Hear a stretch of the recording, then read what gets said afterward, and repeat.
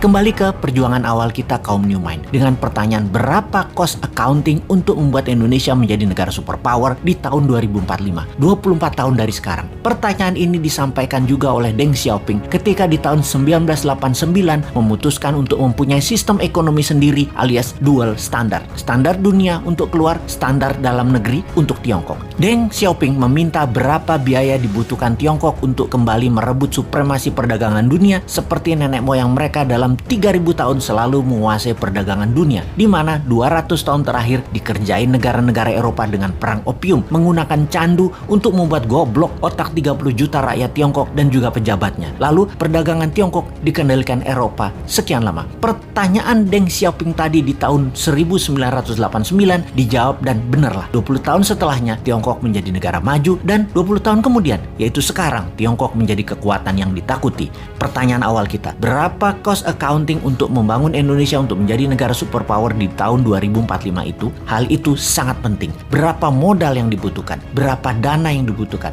Dan itu harus diketahui sekarang. Semua itu akan kita ciptakan dananya serta pekerjaannya untuk 100% warga Indonesia. Kita lompat ke tahun 2030 ke depan. Di tahun 2030 atau kurang dari 9 tahun lagi, dari saat ini dunia menjadi lain dengan dunia yang kita kenal 100 tahun terakhir. Pandemi 4 tahun hingga tahun 2025 merubah 60% kehidupan manusia. Teknologi bioengineering, biomedical, menggeser DNA dan RNA manusia membuat manusia menjadi super karena lawannya penyakit juga menjadi super. Penyakit bawaan atau penyakit karena virus bermutasi. Manusia pun bermutasi dengan perubahan genetik tubuh manusia dipicu dengan growth factor biomedical. Di sisi lain, secara politik, kalau Amerika tidak hantam secara militer negeri Tiongkok dalam kurang waktu 3 tahun ke depan, maka di tahun 2030 Tiongkok akan menjadi negara superpower nomor 1. Dan saya garansi Amerika tidak akan serang Tiongkok. Amerika tuh chicken sekarang. Sungguh. Kemudian komunikasi 6G dipimpin Tiongkok. Distribusi kapal niaga dan seluruh gadget serta transaksi perdagangan dikuasai Tiongkok. Kesehatan dikuasai globalis cabal. Demikian juga sumber informasi big data dan currency akan dikuasai cabalis. Kemudian kehidupan pertanian akan semakin sulit. Alam semakin gersang. Cuaca tidak bisa dibaca dan dikendalikan. Panas bumi mencapai puncaknya di tahun 2030. Musuh bersama umat manusia di tahun 2030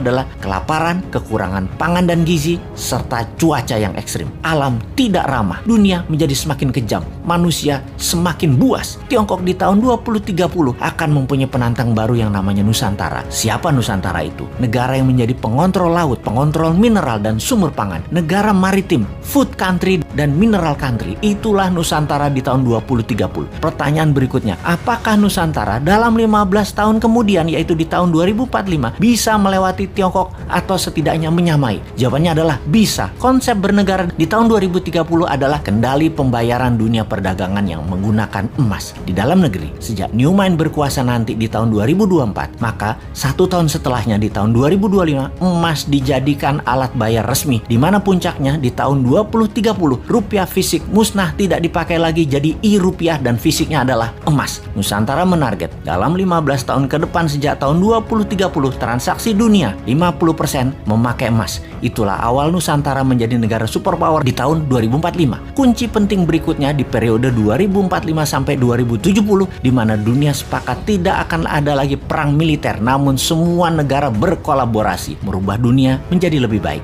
2045 hingga tahun 2070, Nusantara menjadi negara superpower yang memimpin garda terdepan pejuang lingkungan hidup, kesehatan, edukasi, dan sustainable eco-living. Nusantara memimpin perbaikan alam selama 15 tahun hingga tahun 2070.